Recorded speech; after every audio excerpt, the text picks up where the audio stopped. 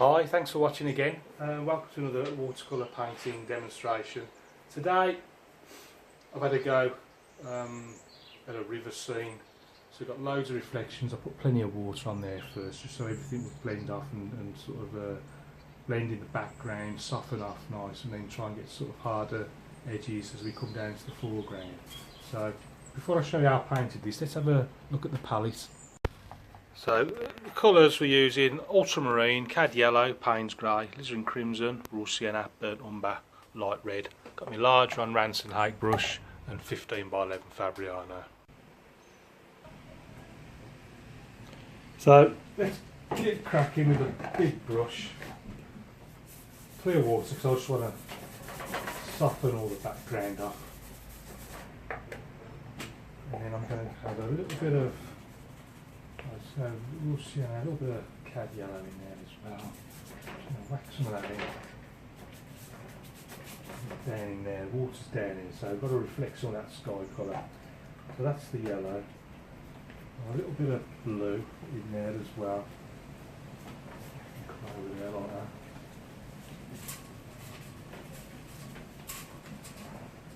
The blue in the water there. Keep an eye on it dripping down the pipe, but don't worry if it's coming down too much, it'll get covered up by various other things as we paint. I'm going to get a bit of yellow, a bit of blue. These are going to be the distant trees. Because the paper's still wet, they're going to sort of fade into the background, so I'm just flicking it up like that. A bit higher. Flicking it up. Putting down reflections as I go along. A bit more paint. A bit more yellow, so it just see how it just varies it slightly. That's just getting smaller and smaller as it goes off into the distance. Pull down reflections, soak up that water at the bottom. We'll come back to that in a bit. Add some little darker sections. For now, I'm going to clean the brush.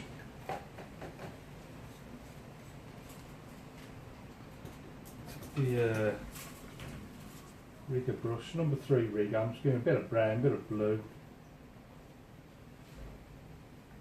and these are trunks and things. A lot of this will just fade away. Some of it will be painted over, but it just gives little things there growing, just little details. Some might stay in. And down reflections as well as we go along.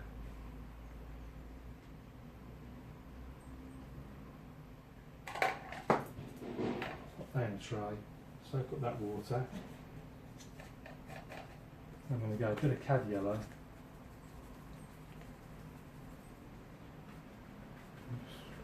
few little things growing there.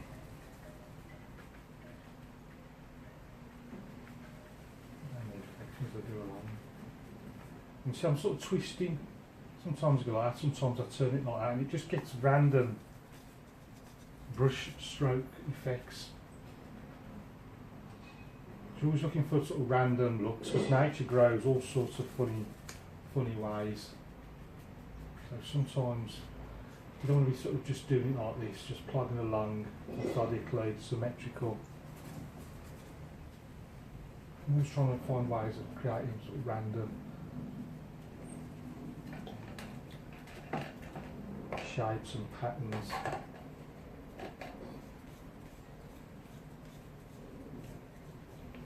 Right, let's get a bit more brown, blue, a little bit more rigger work. And these ones, see, the paper's drying a little bit now, so you can see how it's going on a little bit stronger. Yeah, and some of these will be covered up with trees and foliage and things. Don't forget the reflections. I'll put them in as I go along, that way you don't. So easy to forget to do them.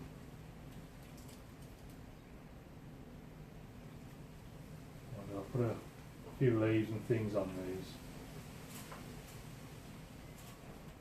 So I had 3 then, symmetrical, and it just didn't look right, so I'm filling in the gaps. Deliberately going into the gaps now to try and make it look a little bit more random.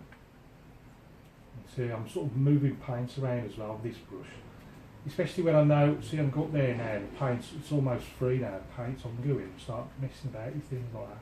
Again, just trying to create random effects and patterns. Always remember, whatever I do above, I've got to repeat below. Get those reflections in. Let's clean the brush. And again, because the paper's dry now, the paint will continue to go on stronger and stronger. So, clean brush, clean paint. I'm just going straight into that yellow, maybe a bit of raw sienna in there as well. And just a bit of ultramarine.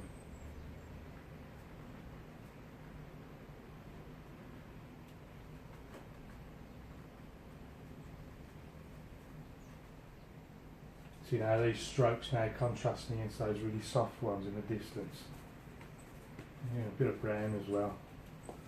Just want to bring these banks forward slightly.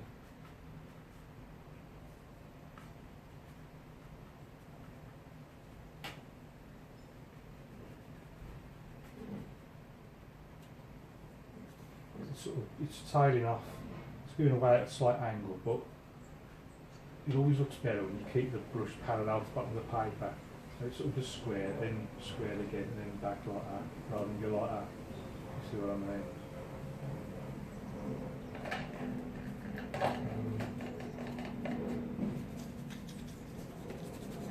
Drying the brush. Just want to put a few leaves on these now. So I've just dried the brush, got all the hairs going, all random shapes. Bit of raw sienna, yellow. Just a touch of blue there.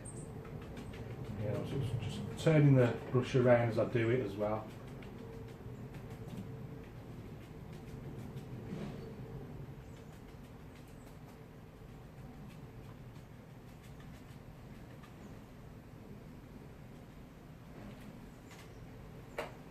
Again, back in with a few more trunks and things. Now these ones will go on even stronger still.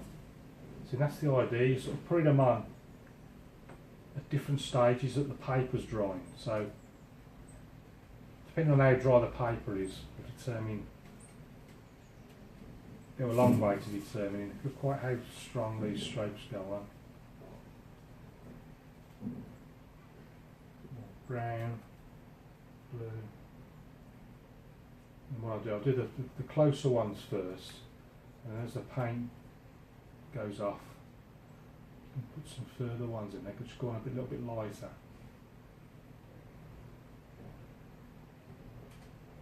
Imagine these are the trunks, put down the reflections.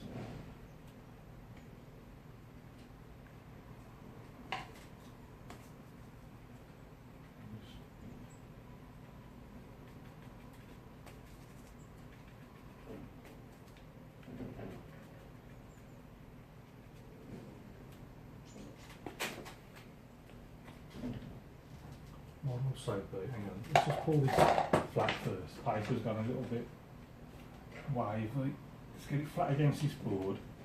I might scrape in the odd rock. So I'll try and keep it subtle.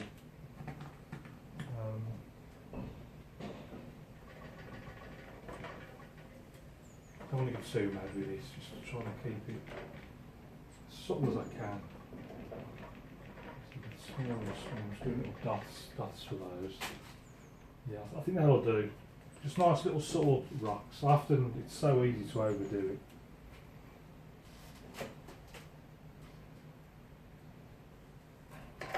Just clean the brush. I want to put some foliage on these, but I want it to be a little bit softer, so I just want to. I'm just going to clean. I'm just going to dap into just a touch of. A little bit of colour there, so you can hardly see it.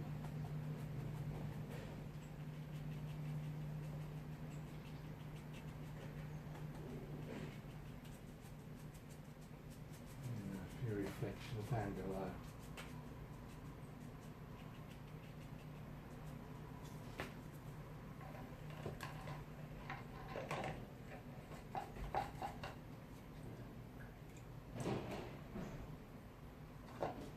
I'm trying to go to the edge now. It's a clean damp brush. The sharp edge. Let's just go into this, just put some of this across.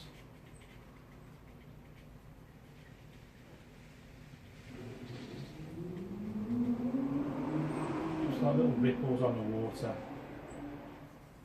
So sort of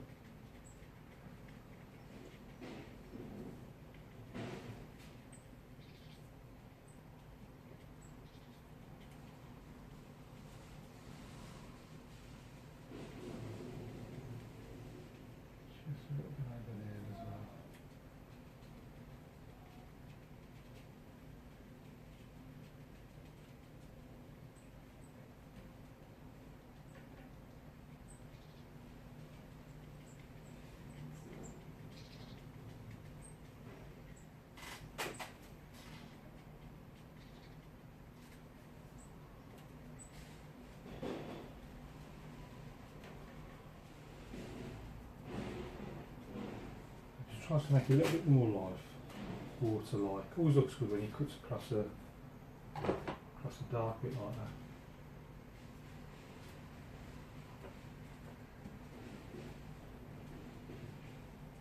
Right, and I think we need to do something now in this sort of area. So, a bit of brown, a bit of blue. This is quite a strong mix now because I've got much water in it.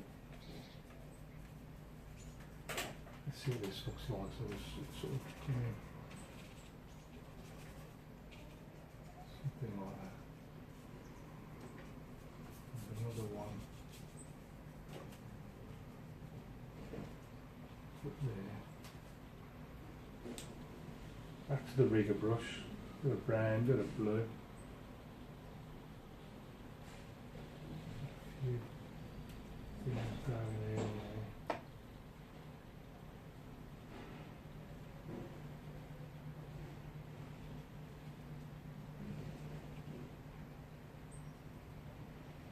You can get a few branches just coming out of shots off the top there. Imagine this tree's going right up here. So I'm sort of putting the skeleton in first. Also I've got a few things growing down there.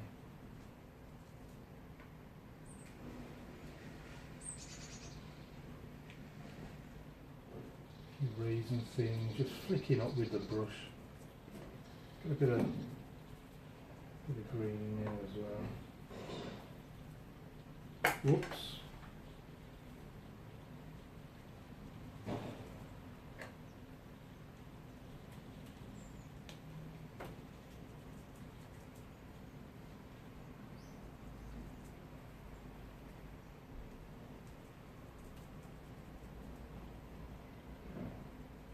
Let's throw a bit of red in there, see what happens. I'm just going straight into the red.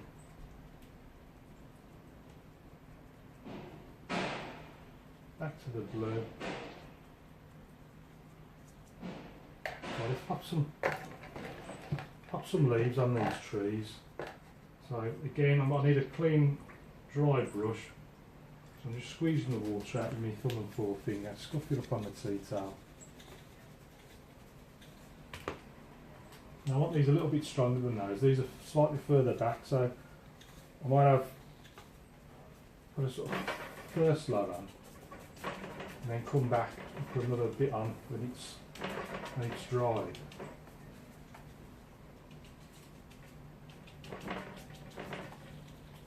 A bit of grass down there. A bit of blue. So that looks like. I want this to be stronger greens than those there. And remember, they're in front of the trunks as well. Often the trunks are just left. You need to put them in front as well.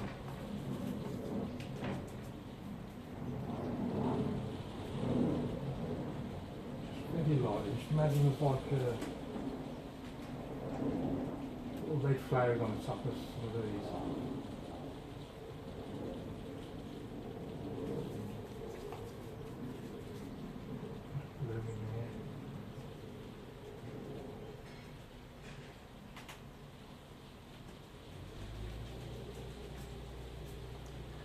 The back You always need to clean your brush if you want to go back to a light colour. So I want to go back, bit of raw sienna, bit of cad yellow, and down there, something like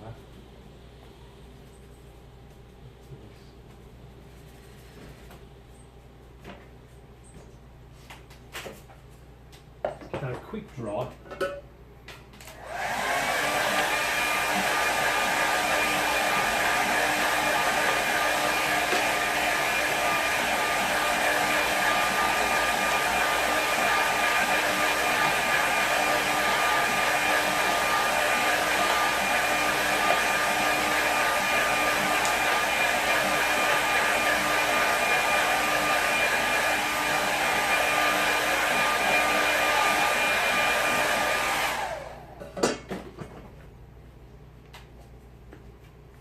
A little bit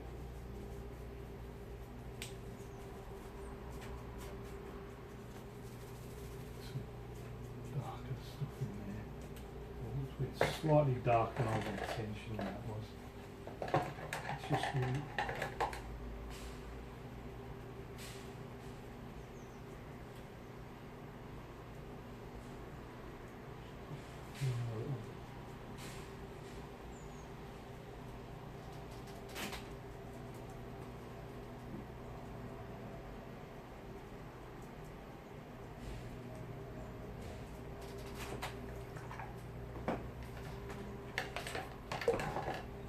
I'm going to try and just pop a few.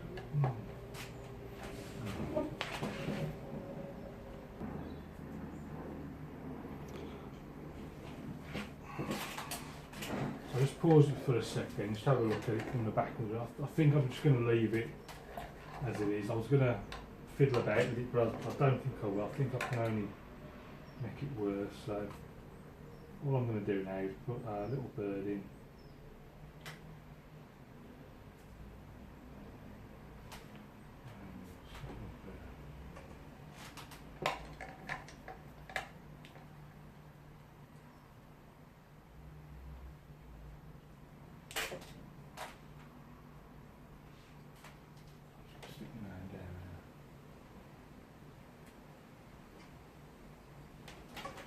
Right, let's see what that looks like with the mounts on it. So here's our finished painting in its mount. So if we go and have a closer look at it.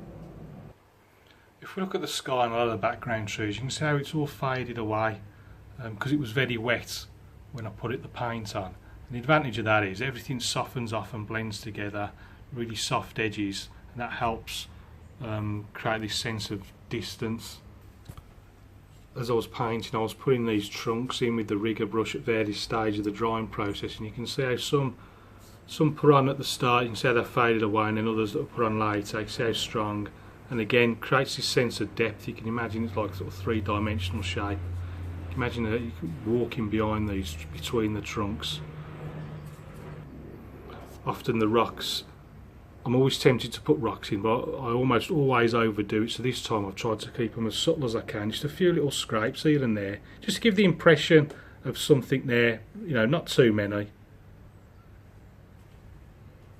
And then one of the, as you get more and more experience, you tend to leave things alone, stop fiddling. It's like this shape here, that shape, these were just marks maybe, I haven't got a clue what they are. They don't, on their own, they don't particularly look like anything. When you look at it from a distance, you wouldn't really notice them so much unless I've pointed them out. But in days gone by, they've gone in and I've fiddled with it, and you end 9 times out of 10, you just end up making it worse.